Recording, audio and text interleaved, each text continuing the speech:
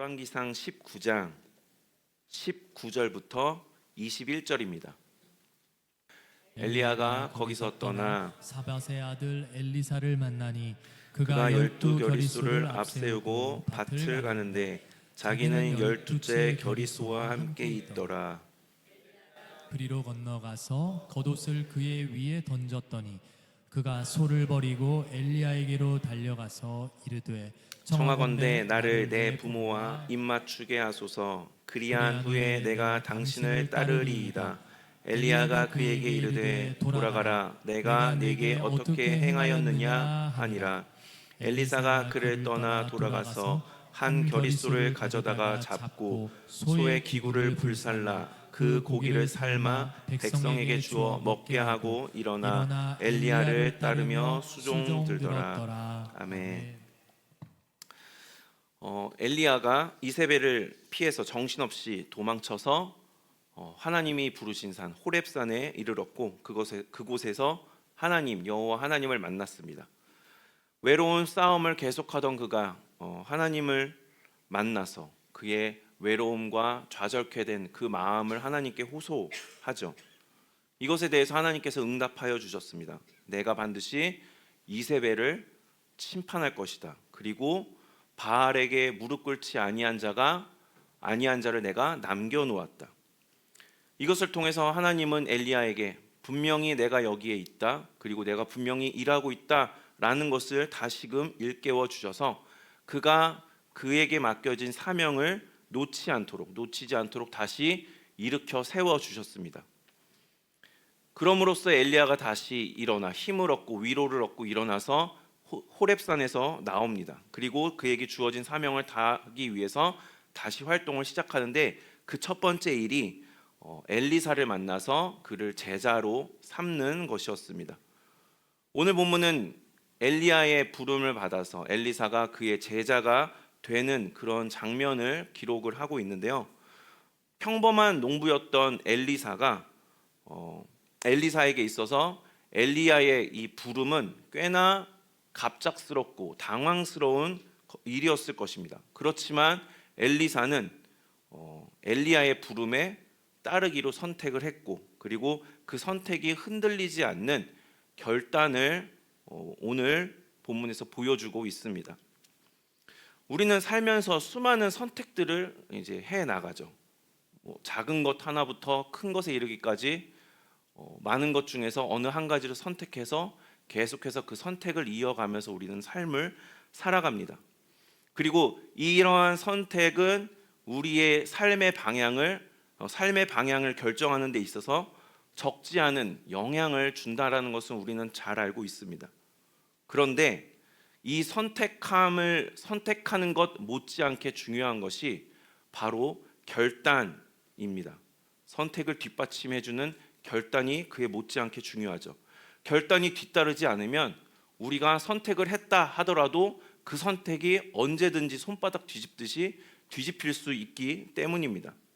예를 들어서 내가 살을 빼야 되겠다라고 이제 마음을 먹었다면 운동도 물론 운동이 이제 기본이겠지만 운동도 그렇지만 먹는 것도 줄여야 되지 않겠습니까?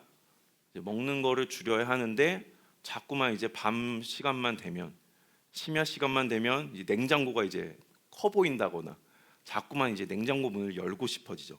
입이 궁금해져서 뭔가를 막 채우지 않으면 잠을 잘 수 없을 것 같은 그러한 유혹들이 계속해서 내 안에서 일어납니다.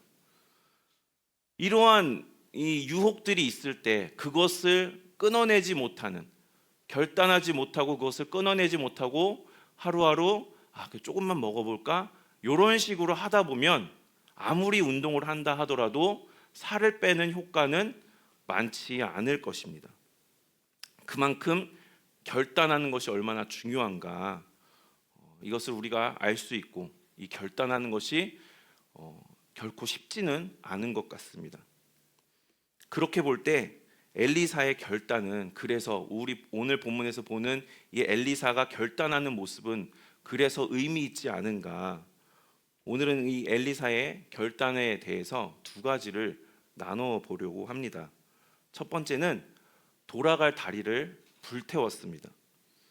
엘리야가 엘리사를 만났을 때 그는 자신의 겉옷을 벗어서 엘리야에게 던졌습니다.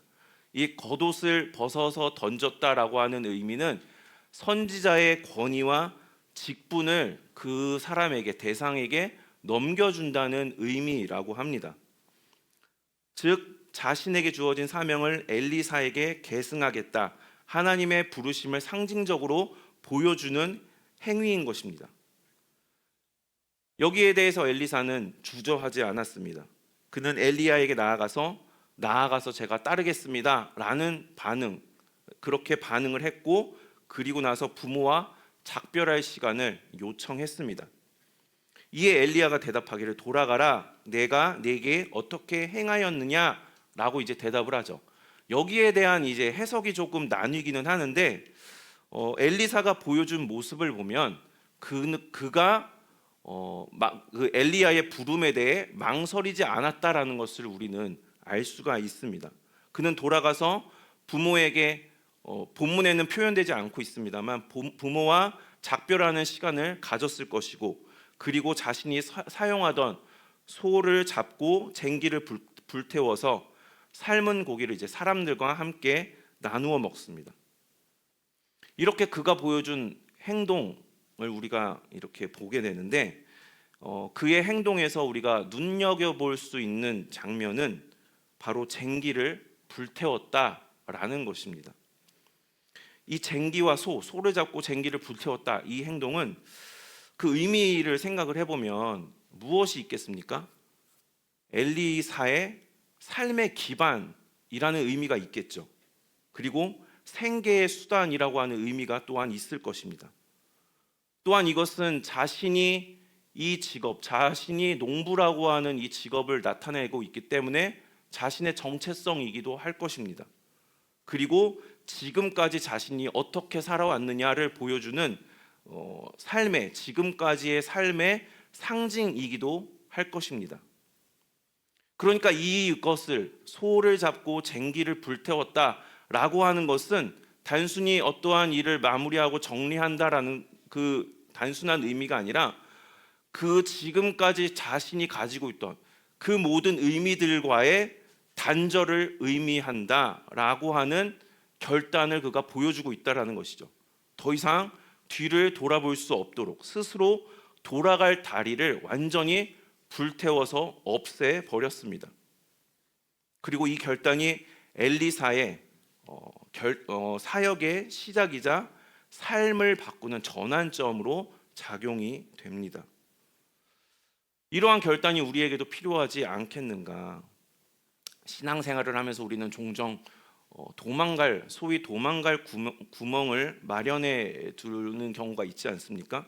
하나님을 따른다고 하면서도 조금이라도 이렇게 신앙생활하는 게 불편하거나 어렵거나 힘들어지면 언제든지 다시 돌아갈 수 있는 그 예전의 자리를 마련해 놓으려고 하죠. 마련해 놓기도 하고. 하지만 우리가 이야기하는 믿음이라고 하는 것은, 참된 믿음이라고 한다면, 이것은 엘리사와 같은 결단이 연속적으로 일어나는 과정일 것입니다. 그리고 그 결단은 행동으로서 계속해서 증명해 내야만 하겠죠. 엘리사처럼 돌아갈 다리를 불태우는 이 결단, 세상 가운데 있었던 나의 과거의 모습을 정리하고 하나님만 따르겠다, 하나님만 따르는 삶을 살겠다라고 작정하는 용기가 오늘 우리에게도 요구되고 있는 것 아닌가, 엘리사가 우리에게 그렇게 이야기하고 있지 않은가 싶은 것입니다.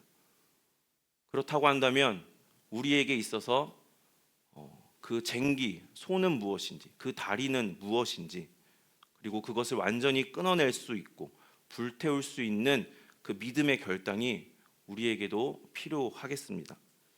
둘째는 보석처럼 빛났습니다. 엘리사의 결단은 그저 직업을 포기한 정도가 아니었습니다. 그것은 목숨을 건 것이었죠. 시대를 거스르는 용기 있는 결단이었습니다.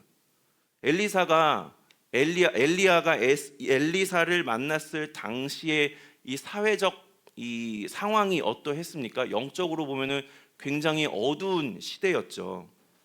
아합과 이세벨이라고 하는 이 왕과 왕비는 굉장히 포악했습니다. 하나님을 섬기는 자들을 잡아서 죽이기까지 하는 아주 잔혹한 사람들이었죠. 왕과 왕비였죠. 그들을 하나님의 선지자들을 박해하는 데 주저함이 없었습니다. 그리고 또 왕과 왕비만 그랬습니까? 사람들도 하나님이 아닌 바알을 숭배했습니다. 이렇게 함으로써 하나님께 충성하는 자들은 소외될 수밖에 없었고, 이들은 생명의 위협을 받을 수밖에 없는 그런 사회적 어두운 시기였죠. 영적 어두움의 시기, 절망의 시기였다라고 할 수 있을 것입니다. 이게 얼마나 어려웠으면 엘리야가 저 좀 이제 그만 데려가 주십시오라고 하나님께 애원하며 하소연을 했겠습니까? 그러나 하나님은 그에게 아시다시피 이세벨을 심판하겠다, 바알에게 무릎 꿇지 않은 7,000명을 내가 남겨놓았다라고 응답하시면서 엘리야에게는 힘과 용기를 주셨습니다. 그를 다시 일으켜 세우셨는데, 그렇다면 엘리사는 어떠냐? 엘리사의 경우는 다르죠. 그는 어떠한 설명도 어떠한 약속도 받지 못하고 갑작스럽게 찾아온 엘리야에게 너 나를 따르라 라고 하는 이 요구를 받았습니다. 이 요구를 들었을 때 과연 나를 향한 하나님의 뜻이 무엇인지, 내가 과연 이것을 다 버리고 따른다고 했을 때 나의 장래는 어떻게 되는 것인지, 뭐가 보장은 있는 것인지, 모든 게 불투명한 상태였죠. 또 이세벨의 위협은 어떻습니까? 엘리야는 그 고비를 넘기긴 했지만 엘리사는 아직 그러한 것을 경험하지 못해서 그 생명의 위협이 얼마나 위험한지 그것도 모르는 상황이었는데, 그냥 엘리야를 그냥 무작정 따른다고 한다는 것은 그냥 죽으러 가는 거나 마찬가지 아니었겠습니까? 상황적으로. 하지만 그는 하나님의 사람 엘리야를 따르기로 선택하고 결단했다라는 것입니다. 미래에 대한 두려움, 불안, 어쩌면 닥쳐오게 될지, 내 코앞에 직면하게 될지 모를 그 위험에도 불구하고 그는 결단을 했다라는 것이죠. 그 결단을 따라서 그는 과감하게 행동을 보여주었습니다. 하나님의 부름에 응답하여 그 모든 것을 무릅쓰고 말입니다. 이러한 엘리사의 결단이 이 당시의 영적 어둠의 시기, 절망의 시대 가운데에서 그 결단의 이 모습이 보석처럼 빛나지 않았을까? 하나님께서 보시기에 그 모습이 보석처럼 빛나지 않았을까 하는 생각이 들었습니다. 우리도 이와 같은 보석처럼 빛나는 믿음의 결단의 모습을 우리가 주님께 보여드리고 있는가? 어둠 속에서 더욱 빛나고 혼란 속에서도 흔들리지 않는 그 믿음의 모습이 우리에게 과연 있는가? 엘리사처럼 확신 없는 미래 앞에 세상의 시선, 세상에 어쩌면 겪게 될지 모르는 그런 위협 앞에서도 하나님만 바라보기로 결단한 보석처럼 빛나는 그런 믿음의 결단이 우리에게 과연 있는가 하는 것이죠. 한때 미국에서 유명한 유제품 산업을 대표하는 그 보든 유업이라고 하는 대기업이 있었다고 합니다. 근데 이 보든 유업의 상속자였던 윌리엄 보든이라고 하는 사람이 있었는데요. 그는 이제 보장된 미래가 이제 이 기업을 이제 이으면은 되니까 보장된 미래가 있는 그런 사람이었죠. 근데 그가 1904년에 고등학교를 마치고 고등학교 졸업을 기념해서 세계 곳곳으로 이제 여행을 떠났다고 합니다. 여행을 떠나서 이곳저곳을 바라보는 중에 이제 세상 사람들의 다른 나라, 다른 곳에서 살아가는 이제 사람들의 모습을 이렇게 봤나 봅니다. 그런데 예수님 없이 살아가는 사람들의 모습이 굉장히 고통스럽다. 예수님 없이 살아가는 사람의 이 삶의 모습이 얼마나 고통스럽고 절망적인가라고 라고 하는 그 깨달음을 그 여행 중에 그가 얻게 되었고, 그래서 그 여행을 통해서 그가 선교에 대한 부르심을 깊이 받게 되었다라고 합니다. 그래서 그는 이제 하버드 대학을 졸업한 후에 다시 프리스턴 신학교로 진학을 하여서 신학을 공부하면서 자신을 철저하게 주님을 위해서만 살겠다라고 하는 이 결단을 했다고 합니다. 당시 가족과 이 지역사회, 그를 아는 사람들은 기업의 미래를 이끌 리더로서 그를 생각하고 있었는데, 윌리엄 보드는 자신의 전생애를 기업을 잇는 그런 차세대 기업 지도자가 아니라 무슬림 선교에 바치기로 결심을 하고, 이를 위해서 이집트의 카이로로 가서 아랍어와 이슬람 문화를 공부하기 시작했다라고 합니다. 이러한 그의 결단에, 그러한 행동에 사람들이 의문을 제기했죠. 왜 보장된 미래가 있는데 굳이 그거를 다 걷어차고 그렇게 힘든 일을 하려고 하느냐. 하지만 그러한 이야기에도, 주변의 그러한 소리에도 그는 절대로 조금도 흔들리지 않았다고 합니다.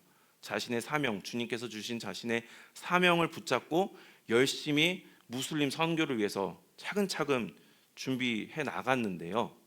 그런데 갑작스럽게 그에게 뇌수막염이 찾아와서 뇌수막염에 감염이 되어서 25살이라고 하는 젊은 나이에 세상을 떠나고 말았다라고 합니다. 그의 갑작스러운 죽음에 이제 사람들이 이제 의문을 표했죠. 정말 안타깝다. 저렇게 자기가 목표한 바를 이루려고 열심히 했는데 저렇게 갑작스러운 젊은 나이에 가니까 얼마나 그의 인생이 허망한가라고 하는 이러한 평가들이 있었다라고 합니다. 사람들이 보기에 그의 행적에는, 그가 살아온 그 삶의 모습은 참 허망하고 좀 무가치하게 보였나 봅니다. 하지만 윌리엄 훗날 이제 그가 사후에 그의 성경책 속에 껴있던 그 메모가 발견이 됐는데요. 이러한 문구가 있었다라고 합니다. No reserves, no retreats, no regrets. 남겨두지 말자, 물러서지 말자, 후회하지 말자. 그는 비록 젊은 나이에 세상을 떠났지만 주님을 위해 살기로 결단한 후에 자신의 인생을 남김없이 주님만을 위해서 온전히 다 드렸습니다. 그리고 그 결단 위에서 다시 세상으로 돌아가지 않았습니다. 비록 짧은 삶이었지만 주님께 온전히 드렸기 때문에 그야말로 후회 없는 삶을 살았다. 비록 짧았지만 후회 없는 삶을 살았다 라고 그의 삶을 그렇게 이야기할 수 있을 것입니다. 남들이 볼 때는 허망한 삶, 어쩌면 가치가 그다지 이루어 놓은 업적이 없기 때문에 무가치하다고도 생각할 수 있을 그런 삶이라고 할 수 있겠지만, 주님께서 보시기에는 그의 삶이 과연 어떠했겠는가? 밝게 빛나는 보석과도 같지 않았을까? 그가 주님을 위해서 온전히 자신을 다 남김없이 드리고 세상 가운데로 다시 돌아가지 않고, 그러한 그의 삶을 절대로 후회하지 않았기 때문에, 그러한 결단을 계속해서 하며 믿음의 길을 걸어갔기 때문에 주님께서는 그의 모습을, 그의 삶을 보석처럼 밝게 빛나는 그런 가치 있고 귀한 삶으로 보지 않으셨을까? 우리의 믿음도 이렇게 보석처럼 빛나는 그런 믿음의 모습, 삶의 모습이기를 소망합니다. 쉽게 물러서고 편한 길로 가고자 계속해서 이렇게 타협하고 싶은 그런 유혹들, 이것들이 끊임없이 우리를 흔들겠지만, 우리는 그러나 굳건한 믿음의 결단으로 그 길을 걸어갈 수 있게 되기를 소망합니다. 그리고 우리도 때로는 소를 잡고 쟁기를 불태워야 하는 어떠한 때가 그 기로에 서게 되겠죠. 그때에 과연 나는 그렇게 엘리사처럼 주님을 따르겠다라고 하는 결단을 하여 불태울 수 있는가? 뒤돌아보지 않고 주님께로 나아가는 그러한 믿음의 결단을 우리가 보일 수 있기를 소망합니다. 그래서 그러한 우리의 모습을 보시면서 주님께서 보석처럼 밝게 빛난다 라고 여겨주실 수 있는 그런 아름다운 삶의 모습 될 수 있기를 소망합니다. 오늘 우리 이 기도하는 우리의 이 자리가 내가 결단해야 될 것이 있다면 그것이 무엇인지 주님께서 알게 하여 주시고, 그래서 그것을 놓고 우리가 주님, 제가 결단하길 원합니다, 기도할 수 있기를 원하고, 또한 정말로 우리가 돌아갈 다리를 불태울 수 있는 그런 시간이 될 수 있으면 좋겠습니다. 그러나 우리의 힘으로는 할 수 없죠. 주님께서 우리를 붙잡아 주셔서 그 마음과 그 의지와 그 행동을 우리에게 허락하여 주시기를, 힘과 용기를 허락하여 주시기를 소망합니다.